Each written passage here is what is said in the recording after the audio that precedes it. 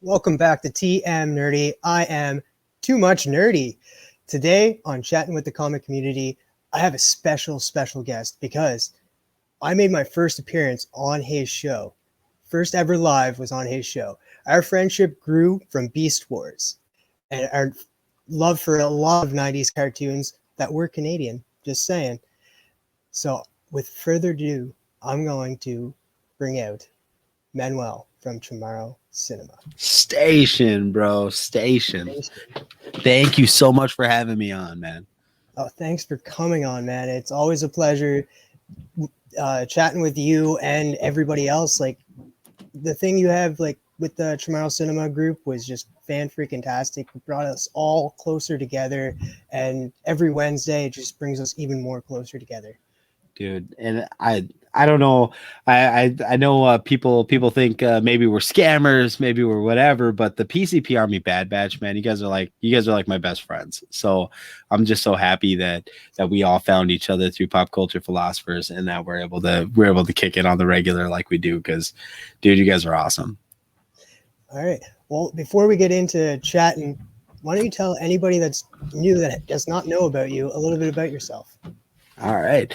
Well, my name's Island Boy Manuel. I'm a YouTuber. Not the Island Boy. Not a real Island Boy. I'm a YouTuber from Minnesota, and I have a nerdy channel. It's all about nerdtastic news with an island view. We talk comics, we talk film, TV, video games, and we do toys and collectibles as well. So I'm a Christian husband and father of two amazing children, and yeah, that's me in a nutshell.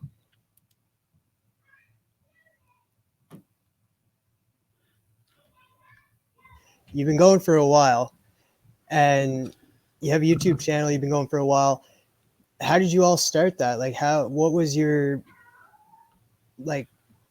passion to do that? Yeah. Well, it actually, Terminator Genesis had just come out, right? And I'm a very introverted person. I don't speak a lot in group settings, and I get real shy real quick. So when Terminator Genesis came out, I was just like, the floodgates had opened, because at that point, me and my wife had been married for a while, and I was getting to a point where she was okay with my annoyingness. Like we had started getting assets and stuff. So it was like, I'd crossed the divorce threshold. Like, she's not leaving me because, like, it's too complicated. So I was like, fuck it, I'm going to go full nerd on her. So we're driving back from the theater after watching Genesis, and I just talked for the entire time. And in Minnesota, it's a drive to get where we live to like a movie theater. So she had to listen to that the whole time. And I realized, I was like, I need somebody to speak to about movies. And, and because I'm so shy, and because I don't have a lot of friends in like physical life, I was like, I need an outlet. So I jumped on, grabbed my laptop because it had a webcam, and I made my very first video, which was a review of Terminator Genesis. And then, you know what it's like. You get a bug, and you just start making videos and it's like that first week I released like 4 videos. It was like just constant creation of videos. So that's how I got started. That's what kind of got the bug up me to do that. I started just a little bit before our good friend Rock and Robbie, and Robbie and I met in one of those Facebook YouTube groups where everyone comes and dumps their videos, and he and I would actually interact with the group, which I think is why the two of us became friends. Like, we would make these little Facebook live videos where we'd say, hey, I watched this person's video in the group, this person's video in the group, this is what I thought about it. And so we just kind of started growing a friendship from there. And that's just how the bug got me. And I've been sick for Facebook ever since. Facebook, YouTube. Robbie did say that you guys have been friends for 5 years. Yeah, it's been a long time. So was it him that introduced you to comics, or how did you get into the comic game? No, I mean, I've always been a nerd in the sense of liking comic books and comic book characters. The thing for me was I was a very impoverished child, so I didn't have a lot of books growing up. Actually, I had a stack of books I don't know, maybe 50 books that I had acquired when I was a kid that I kept in a box, just like a little, I don't even know what kind of box it was. It was like a glass ceramic plate box, but it fit the comic books. And I kept those. I've had those since I was a kid, and those were like prized possessions for me because I never had I could never afford comic books. So I used to work a lot. When I was a kid, I'd go and I'd trench in like sprinkler lines for people. I worked as a dishwasher. As soon as I turned 14 and was able to get a work permit in California, I just worked, and I would start buying like comic books then. But up until that point, I just never had the money for it. And then I'd pay bills for my parents and stuff until me and my wife got married. So like I never had the money to do it. So what got me back into comics was the pandemic. So I've always loved them, but I've always admired them from afar. I've always read them like if I could find a trade paperback or something. When I worked at the mall, I would go into Borders Books and I'd like flip through the pages and like read them quick before people notice that I'm not paying for anything. I'm just sitting there reading. And so I always loved them, but now I actually have the opportunity to get into the hobby. And comic books during the pandemic made a lot more sense than movies for me because there just wasn't movies coming out. So it's really got me falling hard down that rabbit hole. That's exactly like how I got into comics. Like I read them like back when I was a kid in the 90s, but during this pandemic, I kind of gravitated more towards comics and reading comics and figuring out how to read them. But my question is now, what was the comics that was in that ceramic little container? Oh yeah, there was a lot of random like DC books that I had grabbed. So I had like Bloodlines Annual. I had some Reign of the Superman books. I had some Adventures Superman. I had one Batman Adventures. There was 3 different Star Trek books and a slug of like random Gambit in the External books and random X-Men books. Never any complete runs. Even to this day, I don't have, aside from like some Future Stay books, like I don't have any like real complete runs. Just a lot of spotty stuff that I've picked up over the years. But yeah, those books were so important to me growing up because it was something that was mine. Like I had three brothers. I have 2 brothers, I should say. I had 2 brothers, and I had like cousins and family members that would like live with us, right? And we all lived in like this really small 2-bedroom apartment, right? And there'd be like 13, 14, 15 people living in there. So I didn't have a lot of stuff that was like mine that was not community property, right? And those comics were mine. So they meant the world to me. But those were the books that I had, and it was good because it kind of fit all the things I loved. I've always loved Star Trek, I've always loved X-Men and in DC, so it was a good mixture. It's awesome, man. So I know you said you have no complete runs, but was there ever a complete run that you've read that you really enjoyed? Yeah, I mean, so one of the books that I really loved, and this came out when I was older, but it was one that I really loved was Marvel 1985, which is like a Elseworlds type story, almost a Stranger Things thing. That was one of the things that kind of convinced me when I was getting back into comics and I actually had some money to buy some, that comics were not just like superheroes, capes and cowls. Even though there are superheroes in that book, it's really a story about this kid whose parents are going through a divorce and this extraordinary thing is happening around him, right? It was like the level of storytelling you'd get from comics was just phenomenal. So Marvel 1985. There was another one that was recommended to me in the group, and now I'm going to draw a blank on the name, but it follows a bullet. So it's like the whole Marvel universe changes because of one person who killed the super soldier, the doctor that created the super soldier serum before he could create it, right? It changed the entire trajectory of the Marvel universe. I think it was JT that maybe recommended that one. But that books seems really interesting. Oh, it's so cool, man. It's so cool. Like Peter Parker is like in the 50s, and he's like a greaser thug instead of being Spider-Man. Like it's so cool. It's such a cool story. Doctor, I think Dr. Banner is actually like not the Incredible Hulk. He's like Iron Man or something. Or it's crazy. It's this really cool story. But yeah, those stories are things that I really like. And I think that's probably why I have such a sensibility towards indies now. Like I still love superheroes. I still love capes and cowls, but at the end of the day, man, these indies have got me, and they've got me deep. And it's storytelling at its finest. And but otherwise, as far as comic runs, now that I've rambled for 10 minutes, comic runs, Injustice, I read all of Injustice and Injustice 2. That kind of showed me that DC was like a lot more badass than I thought it was. Like I thought DC was like always like kittens and rainbows type superhero stories, right? And no, dude, they kill their people on the regular. Like if you think of, like if you read like Elseworlds type DC books, they're not like children's books. Like Marvel actually is a lot more tame. I mean, their stories are more relatable, I think, more human, but like DC writes some dark twisted stuff sometimes, bro. So Alan Moore Swamp Thing, that's another one that I've read. I've read the first volume and most of the second volume, and I love that so much. I haven't had the chance to read that yet, but I want to. So, all right. Well, moving on from stories you liked, is there any like writers that you follow? And then moving on from that, any artists that you like to follow? Well, right now Ron V is like my jam. I pick up everything Ron V I can, and I've loved everything. I'm excited to see what he does with going forward on Venom.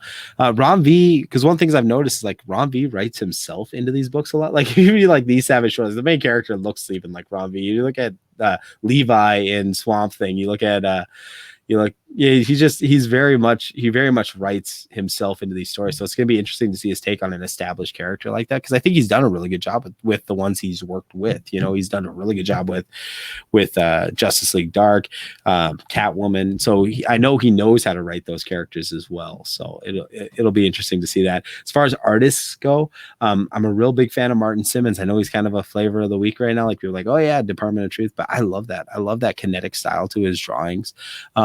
I like that everything looks like it's in motion. There's something to be said about nice, crisp line work from like from the standards, the standard comic book artists.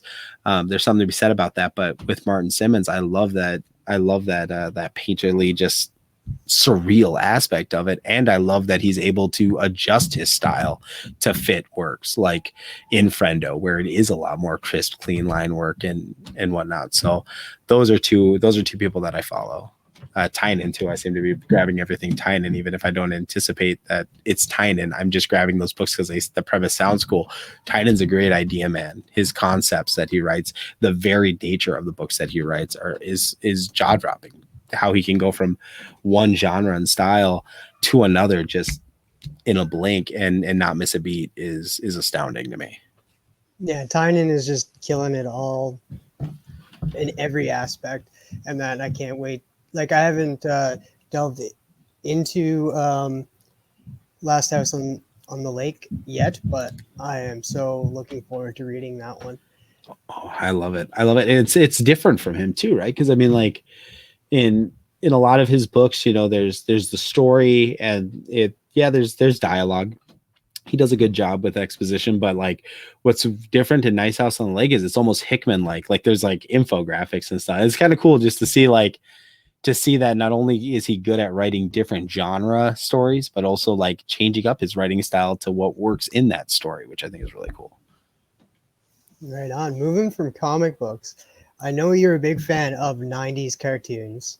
Oh yeah. And that we have a lot of similarities to that. What are some of the best 90s cartoons that you loved growing up? Oh, dude, anything Disney Afternoon was my jam. I love Disney Afternoon, but if I had to think about like shows that like I made it home to watch, Reboot, Beast Wars, and Gargoyles. I mean, gosh, there's so many cartoons that I loved and continue to love to this day. Probably the most stand out, what had the the most noticeable impact on me in terms of like what I look for in cartoons was probably Beast Machines, to be perfectly honest with you, which I know is short lived. It's probably not everybody's top list, but what that did in terms of mature storytelling and drawing in like a spiritual aspect to a cartoon, that was something that I hadn't seen explored in the depth in which Beast Machines did that. And I think as a kid, that was always looking for meaning in things. That cartoon spoke to me. So Yeah, it was just the lack of villains, I think. Yeah. Like, because you only had like the three sections, like the tank wars and the. So I really liked Beast Wars rather than Beast Machines, and I know you didn't like the whole transmetal fusion type stuff, but I really enjoyed that part. I really thought Cheetor looked slick. See, I like the concept. I just thought Cheetor 2 was like, he just looked so, maybe it's because he looks so different. I don't know, like something about Transmetal 2 Cheetor. I mean, they fix it. He gets better. And like he looks amazing in Beast Machines. But yeah, I love the idea there. And I don't know, Beast Machines, there was the writing in Reboot and in Beast Wars and Beast Machines was not, it's a level that was nowhere near. I know a lot of people, you know, they'll shout out Batman the Animated Series, and rightly so. That's a great show. But in terms of like exploring concepts beyond the source material, I don't think you got any better than Reboot and Beast Wars and Beast Machines. Like Batman's a great adaptation of Batman stories. They're great adaptations of Batman stories, and they have a very distinct voice that speaks to those stories in that world. Beast Wars and Beast Machines makes you ask questions about loyalties, questions about what you know. I mean, there's way more to it. And I think a lot of that is, you know, that they didn't seek out children's television writers. They sought out like science fiction. A lot of the people that wrote for Beast Machines and Beast Wars wrote for Star Trek. And I think that they were used to asking some of those big question things. And that made all the difference in the world. So yeah, Reboot especially. Reboot was like so far advanced. Like, in each season was just different. Like, not only was it like a game system that they're a computer game pretty much, and like every time the user would load up a video game, that's what would fall down, is what I took from it. It could have been totally different, but like you get like nods at different things. Like Evil Dead was in there at one point, Pokemon was in there, and then they traveled from mainframe onto like different part, like they made that into like kind of like a space trip. It was like in the just kind of still in the mainframe in a way. Yep. So I really enjoyed that throughout the seasons. When they introduced the internet, I mean, it was when Matrix showed up. I mean, like that show evolved, man. Like what could have just been a simple freak of the week episodic type of show where they drop a different game in and we're going to parody it and that'll be it. It could have been that. And it could have stayed that, and it would have had some success. But I think what makes Reboot stand out is, like you said, it evolved as the show went on. When you get into later seasons, you don't even give a damn about the game or the user. You're more interested in Hexadecimal and Megabyte and what they're doing. You're invested in trying to find Bob again. They took a huge leap in doing that and doing that time jump. I mean, like. And I don't know if it's because they were perpetually on a bubble of whether or not they were going to, you know, continue with the show, that like the writers just had zero F's left to give. But like it was great. It created really, really rich and engaging stories. And it did that all the way to the end. It never retreated back to the familiar or the comfortable. It plotted its course and it trudged all the way through. So I love that show. Did you watch ever the Netflix, the live action one that came out?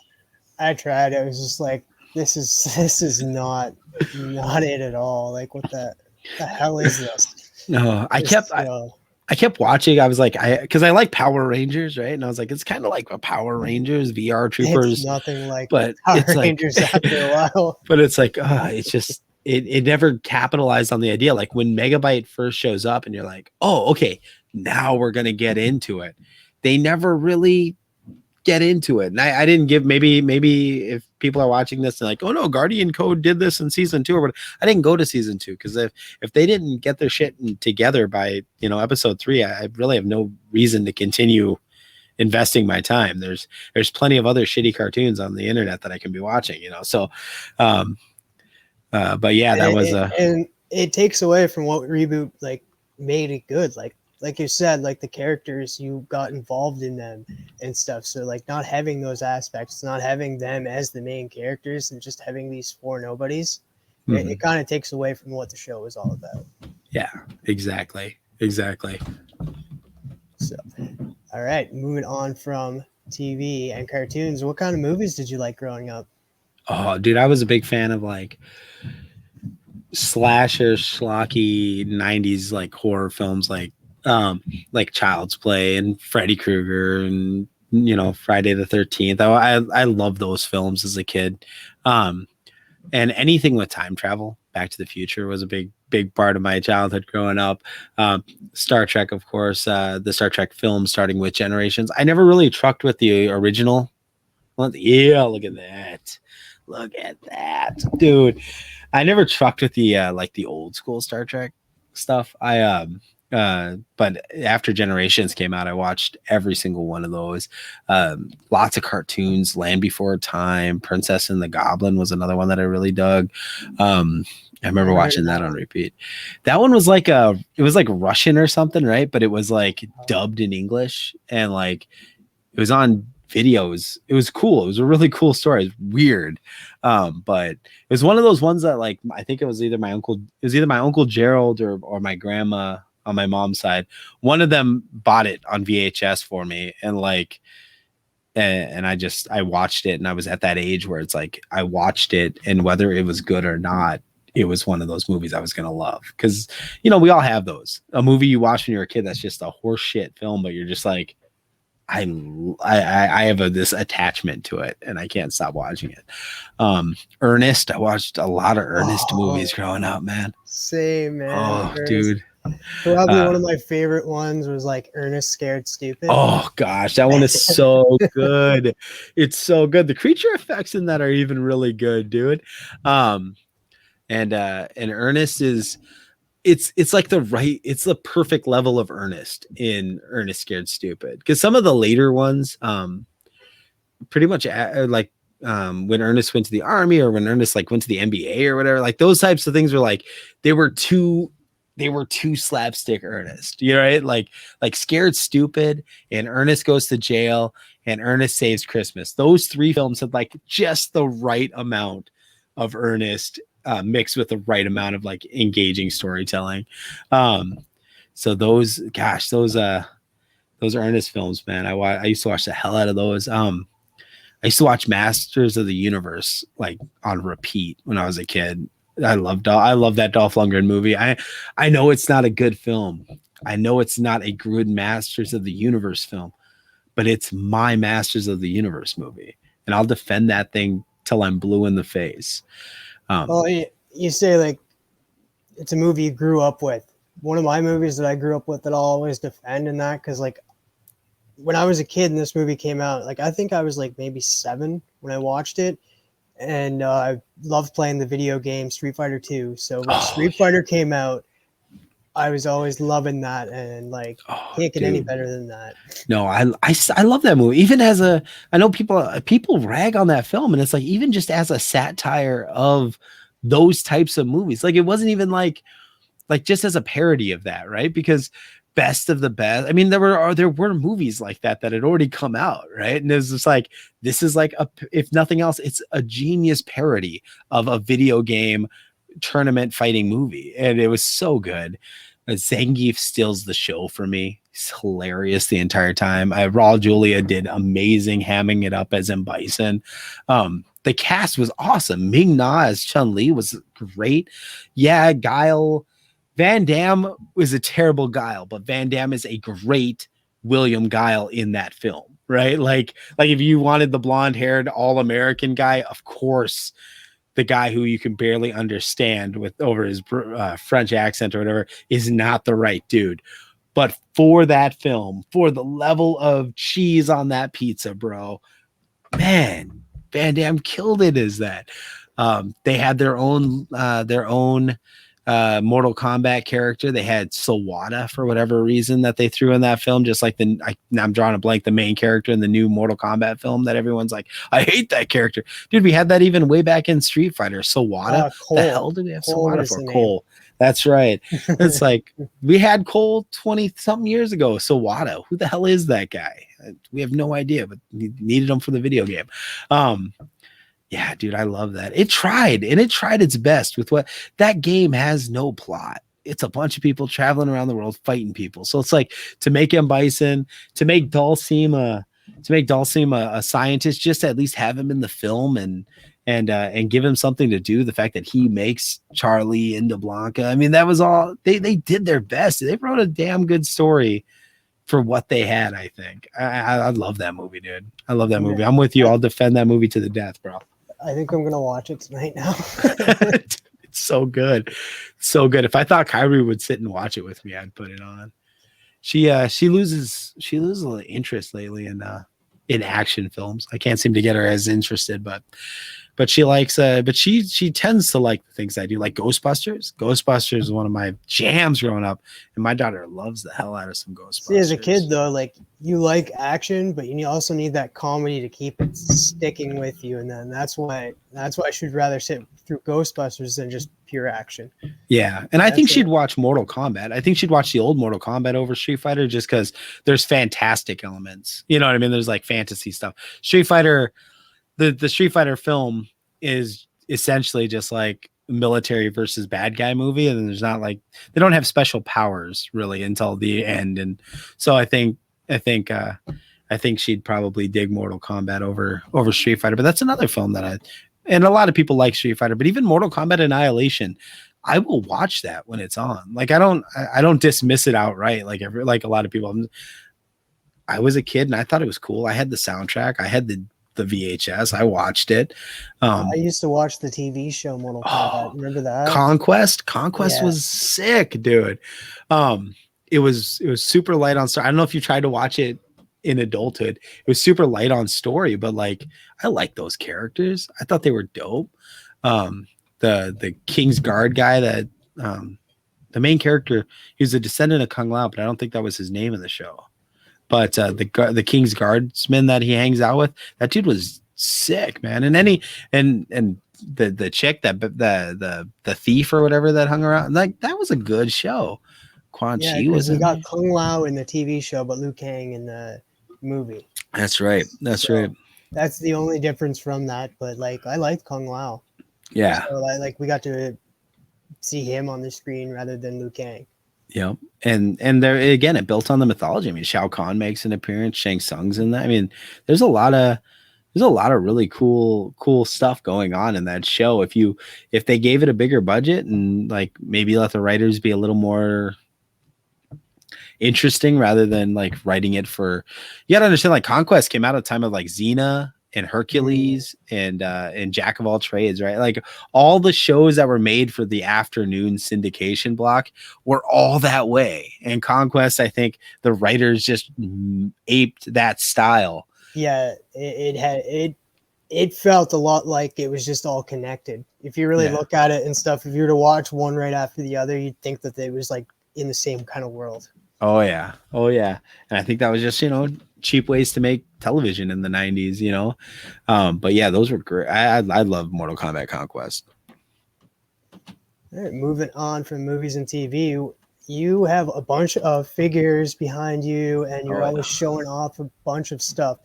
Like, how did you get into that? Like, were you always a toy collector since the early days, and what have you been collecting mostly? Yeah, see, so toys, my parents, there were two things my parents, we didn't have much, but there were two things my parents always had for us. Toys and video games. Now, a lot of times I can't speak to the legality as to where my video game systems ever came from, but we always had them, right? And so toys, we'd go to Kmart or whatever, and I'd pick out toys, and my mom would let me put them away on layaway, and then we'd pay on them over a year. So it might be a year till I get them, but like I always would get like a slug of toys, and then so they've always been a comfort to me, right? Because no, they're like there's a lot of addiction and stuff in my family and in my household growing up. So like toys were always something that comforted me during times when things were really, really tough. And so I've always had them. I've always had a soft spot for them.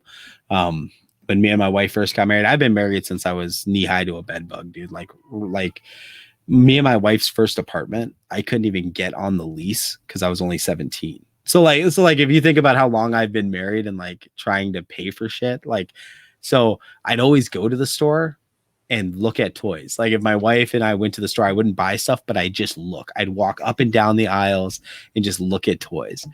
And then as I got a little bit older and my financial situations started to improve, I started buying toys again, and the floodgates opened, bro. I was just buying and buying and buying. As a kid, my favorite toys growing up were X-Men toys. I had a lot of X-Men toys, a lot of Playmates Star Trek toys, a lot of Alien figures from the Alien series. I had Power Rangers, but I stopped collecting them when they went to the smaller scale.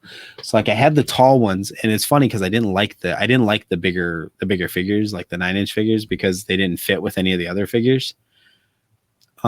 But then when they went to the right scale to play with my other figures, I didn't like those figures either. Like I had the flip heads and they were okay. But after that, I was like, I'm not collecting these anymore.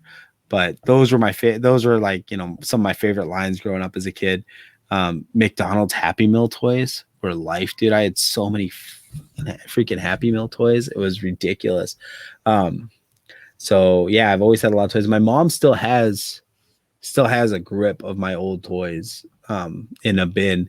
When we moved to Minnesota, we had to do it in like a hurry, so we lost most of the stuff that we had, but my mom managed to save photo albums and toys of all things. So like I have like a bunch of toys from my childhood still. That's awesome though, man. That's awesome. At least they're not thrown out. Yeah, dude. So she has a slug of those toys, and my mom is like me. She's a collector, so she like that's a nice way of saying she's a hoarder. So like so she goes to antique shops and stuff too, and she finds stuff for me. So I collect the old commemorative glasses from like McDonald's and Arby's and stuff, and my mom will go out and hunt for those for me during the week and find them so I can get them. And same thing with like old Happy Meal toys and stuff. So yeah, that's what I collect. Most of what I buy, though, I don't buy new. Most of what I buy, I consider myself a junk collector. Like, and I don't say it because everything is thrifty. Yeah, like everything is from, not everything, but most of the things on my shelf. Most of the toys I buy are all secondhand, either from thrift shops, from eBay, yard sales. I buy a lot of stuff at yard sales, or I buy whole lots of things. So I know some people in Minnesota that buy and sell storage units. So when they get tubs of, say, Star Wars action figures, they'll just say, "Hey, dude, you want to buy this lot?" And I'm like, "Yeah, what do you want for it?" And I'll just buy it, and whether I have them or not.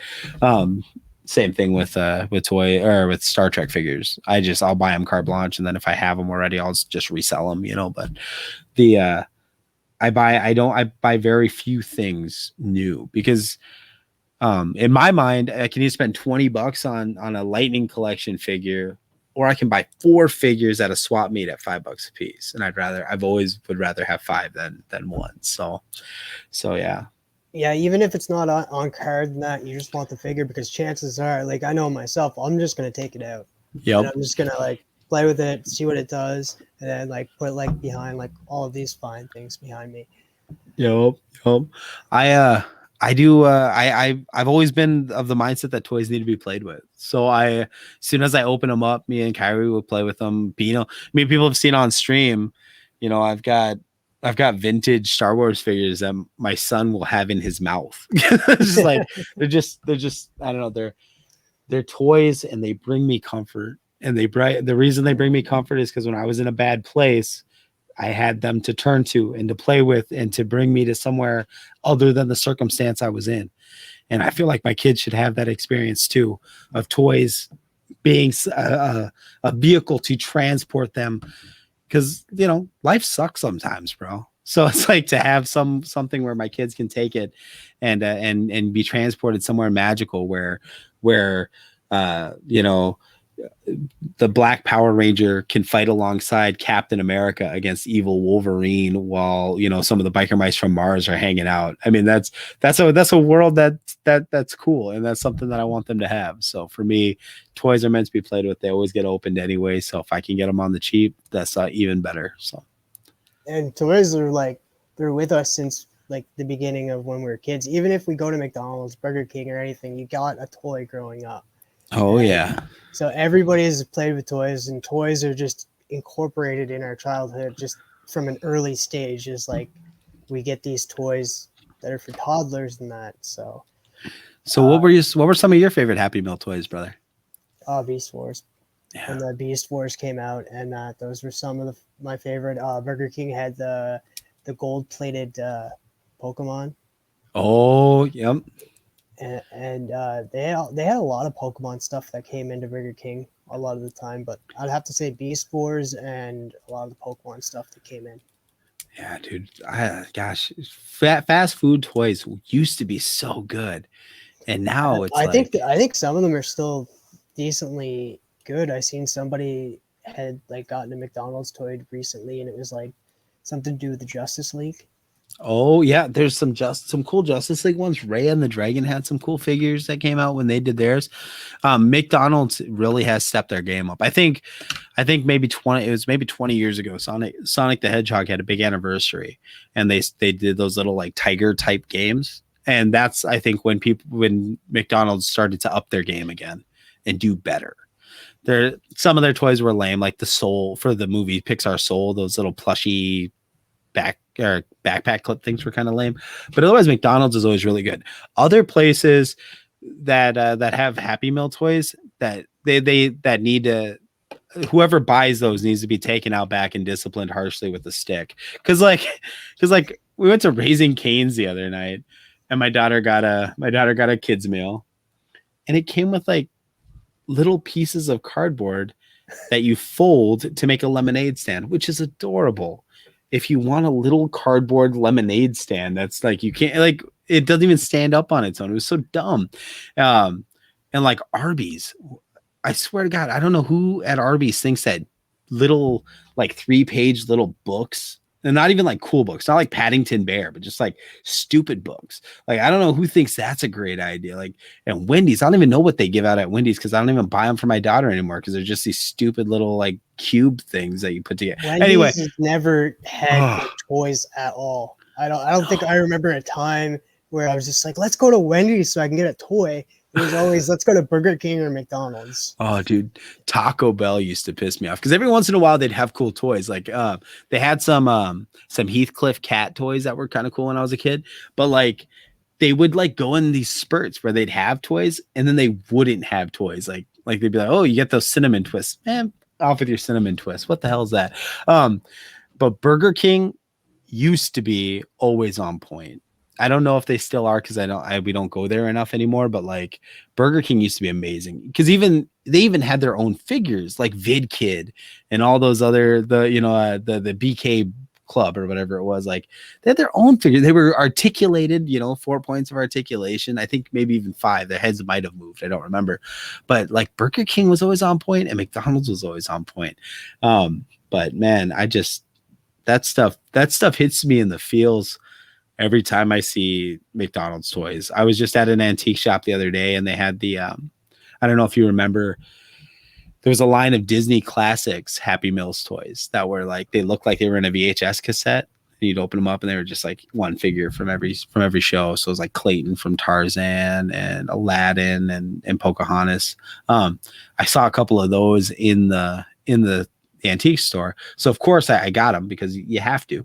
But dude, I'm amazed at the emotional impact that has. Like when I find those toys, I'm so excited to see them. It's like an old friend, you know? And I feel that more with Happy Meal toys than with any other toy line out there, because I'll buy Ninja Turtles figures and stuff that I collected as a kid. I don't get that same emotional. I'll get excited. I'll be like, oh, cool. I want this figure, but I get like, it hits you hard, dude, in the spirit when you see them Happy Meal toys from when you were a kid. I don't know why that is. I don't know if it's because we associate food with emotions stronger than maybe just opening a toy that you got at the store. But it's like a surprise bag. Like, you're going there and you don't know what toy you're getting, and then you reach in the bag. You could care less about the food at this point. And yeah, toy. Oh, my daughter's the opposite, and it amazes me because my daughter loves toys, but she will there'll be times we'll get home and she hasn't even opened her toy yet. It's like what did you get? Oh, I don't know. It's like, dude, my parents used to be like, no, you can't have your toy till you eat your food. It's like, my daughter, I just give her the bag and she half the time doesn't even open it till she gets home. But yeah, that was definitely not me either. I'd be like, toy. First thing I want. It's just like, no, you can't open it until you get home. You can't open it until you're done eating. Stop eating the fries, Travis. Oh, dude, what was your go-to at McDonald's? Was it different in Canada? I want to know if it's different in Canada. So what was your Happy Meal of choice? Just a regular burger, hamburger, Happy Meal. Yeah. And that we get the little square, and that's another thing. McDonald's still has those square boxes too for Happy Meals, and they continue with that. That's awesome. Burger King never had stuff like that. No, they did. McDonald's did switch to paper bags for a year or two, I think, and then they caught some flack for it, and then went back to that awesome Happy Meal. It's probably the mid to late 90s. During Halloween, you see at the buckets with your Happy Meal, the little Halloween buckets. Those are dope. I used to love those Halloween buckets. Those were just the bomb. You just always want one and collect them and then use them whenever you went out trick-or-treating. Oh yeah, dude. And they were actually Zordon sometimes when I'd play toys. So I'd set up, I always had an ongoing narrative. So my brother Justin and my brother Twisted One, who used to be my co-host on the show, they'd just sit and watch me play toys for hours. And so one of those buckets was the Zordon type character. And then Wolverine was always the main character. And I had all these different Wolverines. So his name wasn't Wolverine when I played. It was Urguys. And he would digivolve because I was super into Digimon. so he'd start off as a Happy Meal toy. And a lot of times he'd be like Aladdin, and then he digivolved to his next step, which was Wolverine, just a regular old Wolverine toy. And then I had one that was a little beefier with a blue and yellow suit, but he was missing an arm. And that was his next form, because that arm was it was missing, but he had this magical ability to grab things with that arm, so he could reach further. It was dumb. So he'd evolve, and then Vid Kid from Burger King would evolve into Cyclops, and then they'd evolve into Star Trek characters, just because that was the next cool figure I had was a Borg. But that's how my toys would go. And but yeah, anyway, my point is that bucket was like Zordon, so it would give instructions with this little silly Happy Meal McNugget kid face. But yeah, so I think I speak for myself and probably anybody that's watching this right now. I think we need a reenactment of that. Your brother's playing with that. And yeah, I think that would be an awesome video. Oh, dude, expect it here in 2 months. All right, Actually, I don't know if it's still on the channel. YouTube did a purge on my channel. I don't know if anyone noticed, but I only have 40 videos on there right now, and a lot of them are more recent lives. YouTube decided, I think it was probably because my daughter was on there, but decided that my content was maybe for kids, and it was said that it was not for kids, so took everything off my channel. But if it's not, or if it is, then I'll recut it and put it back together. Me and Twisted One and PM Street, who used to be part of the team as well. We did a reenactment of Star Wars Revenge of the Sith using whatever action figures we had lying around the studio. So like Anakin wasn't really Anakin. I don't know what figure we used for him, but like they were just random figures and pops and whatever else we had lying around the studio. But we did a reenactment of that film. It was like something movie memories, unreliable movie memories, or something like that. So we just improv the whole thing, no scripts, and try to build it.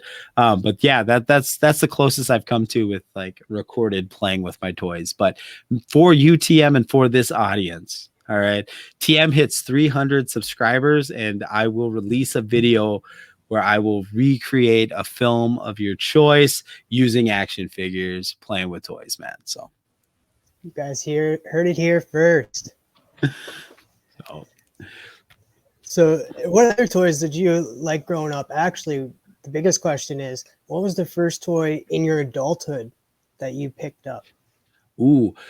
First toy in my adulthood is sitting in my daughter's playroom right now. It is Beaker from the Muppets. He's a 12-inch scale, 5 points of articulation, really cool figure. For a while there in 2000, I think it was 2004, 2005, there was a big push to bring the level of detail you'd find in statues into action figures. So you'd get these Star Wars Unleashed figures like, 1 second here.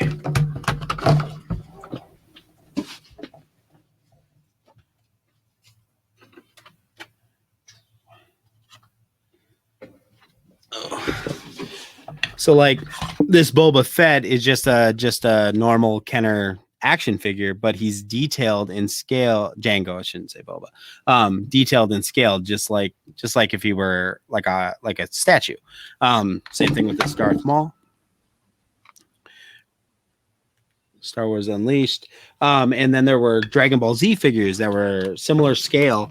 So there's a Krillin that I have somewhere in the house that's got 5 points of articulation, but again, highly detailed sculpt. And then that Beaker, like, I don't know, it was a time in my life when I shouldn't have bought it, because like I legitimately was like bouncing checks like all the time, and I should not have been buying toys for like the first 5 years of my marriage. I had no money, like at all. Like I'd work 40 hours plus. My wife would work 40 hours plus. And like I would bounce it. Like we would eat like those little, you get them for like $1, and they're like those little like flavored rice, like cheesy broccoli rice, like Lipton little baggies, and you just put water in them.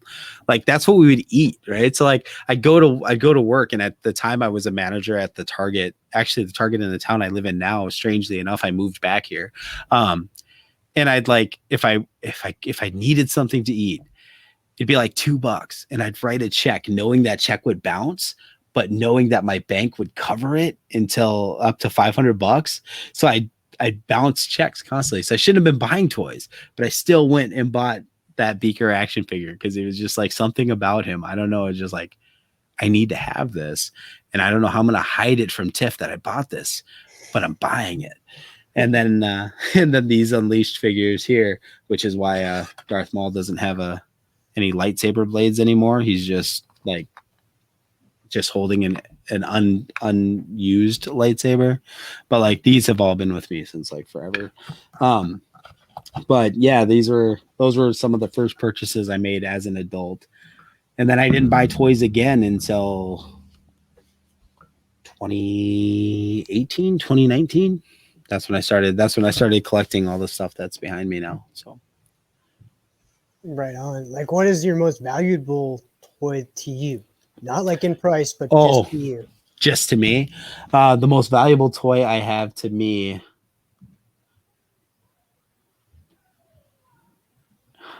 Gosh, there's a lot of them.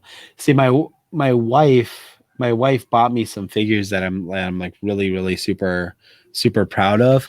And I'm just gonna go with the most recent one because it's near and dear to my heart.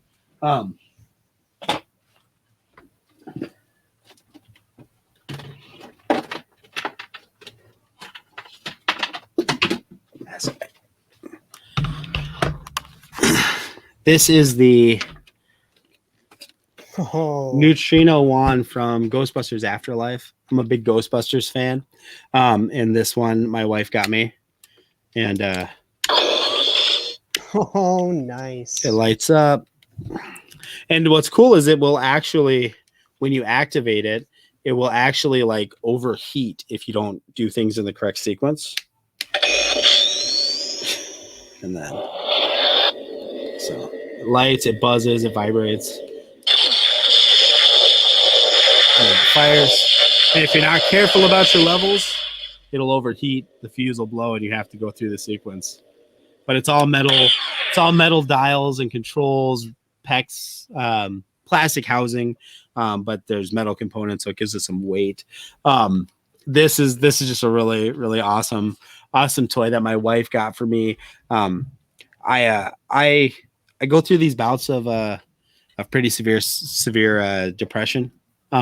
And she got this for me in one of those times when I was not I wasn't in a good place. So it was really cool that she picked this up for me.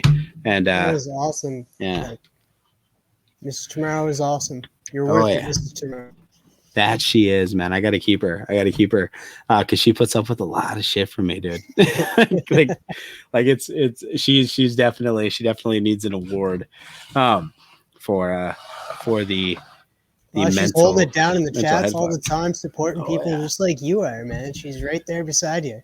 You definitely got yourself a keeper, dude. And she's laughing me, dude. She's become Justin from No Good Comics in terms of like reading books.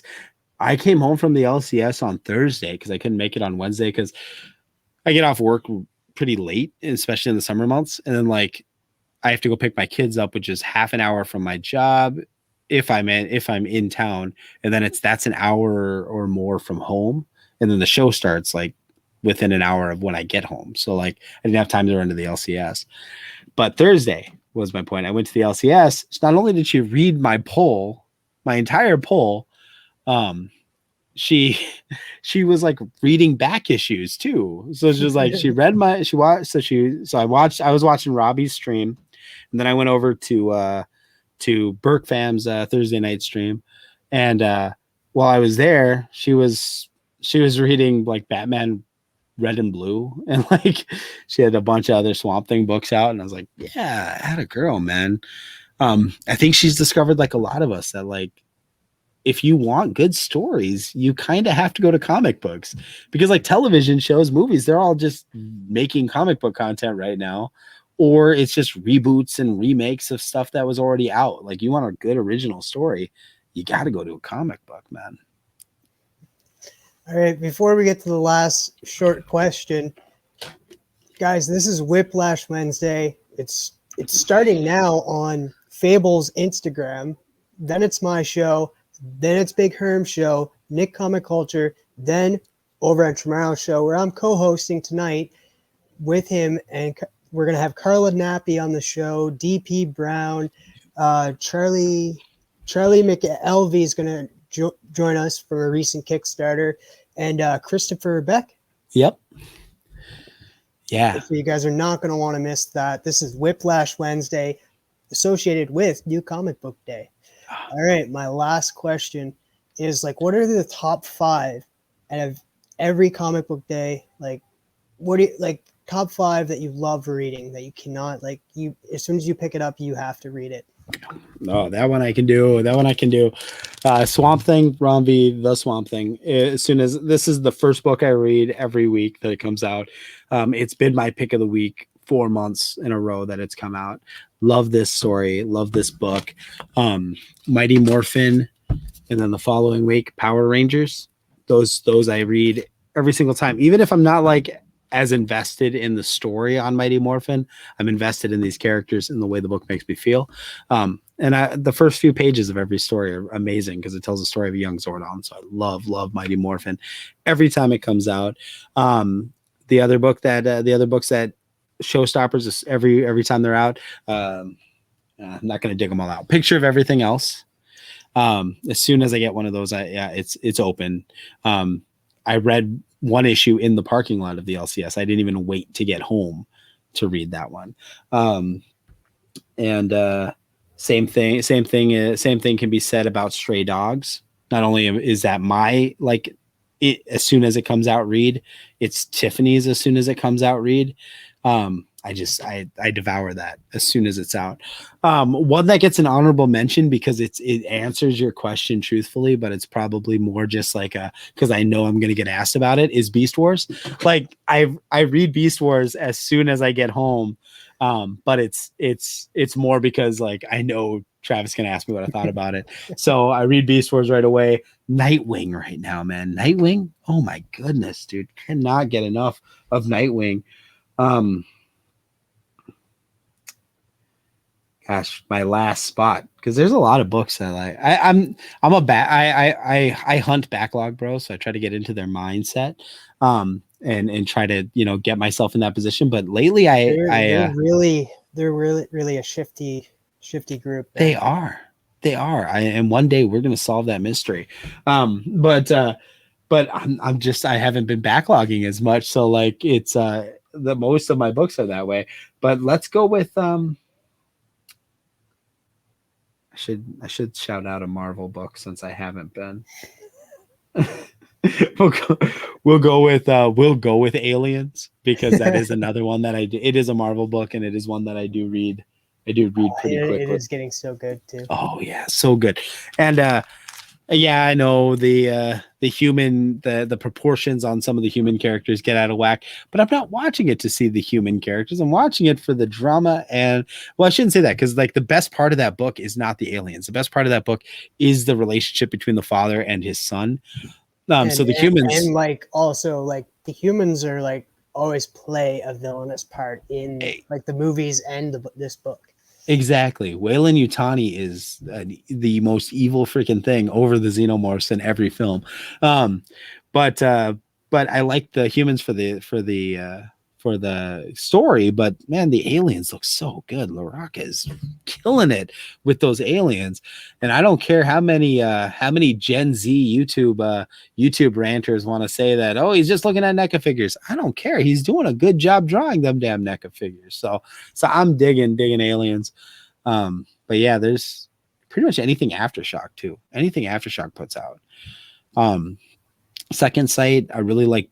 The one book that like I can't wait to devour every time I've gotten a copy or a digital read has been Blowtorch. That's probably, and I love Marvin. I love you, bro. I know you're watching this.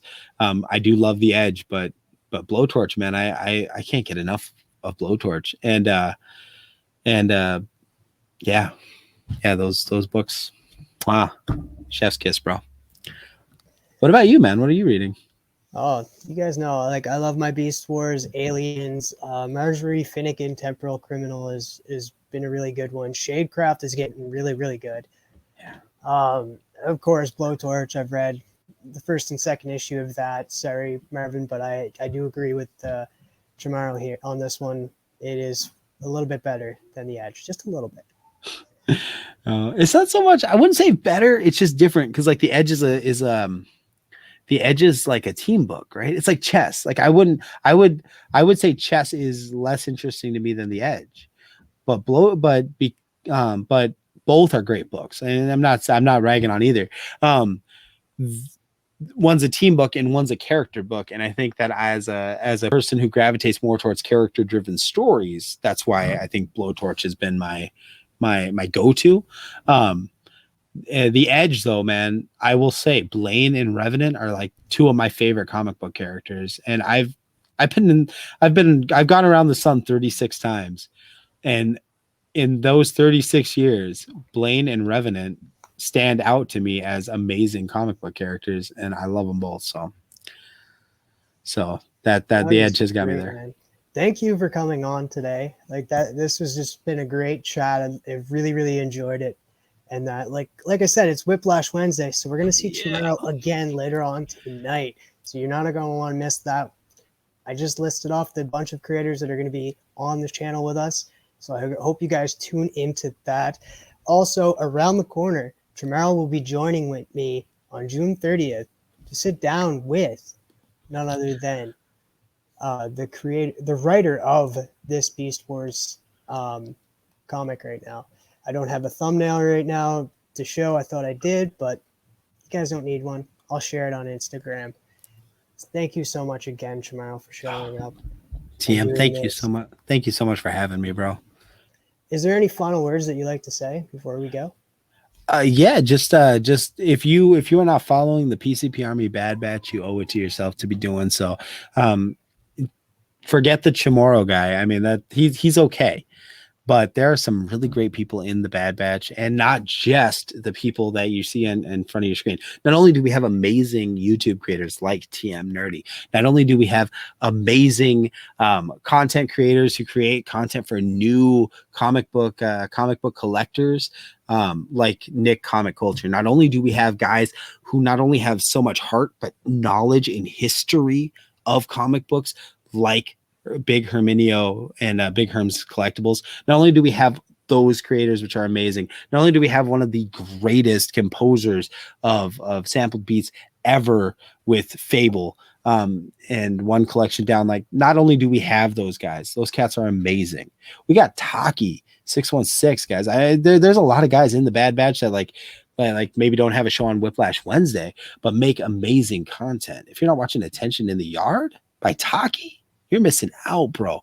But aside from all that, aside from all of that, you need to go to Instagram and check out the Bad Batch. We've got people like Missing Link Comics throwing up fire covers. We got people like Eric the Stash Durants. We got people like JT. We got people like Bobby De La Ghetto, who, as I said in a recent stream, that man makes the most hopeful art I've ever seen, man. Art that affects me on a hope level, a personal level, something that moves me.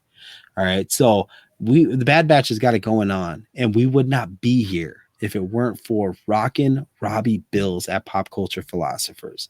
So make sure you're watching Pop Culture Philosophers for weekly comic book day reviews, for pop culture wrap-ups, for movie night, for Rockin' Robbie Live. You need to be on all that because it's good for you and it's good for your soul, man.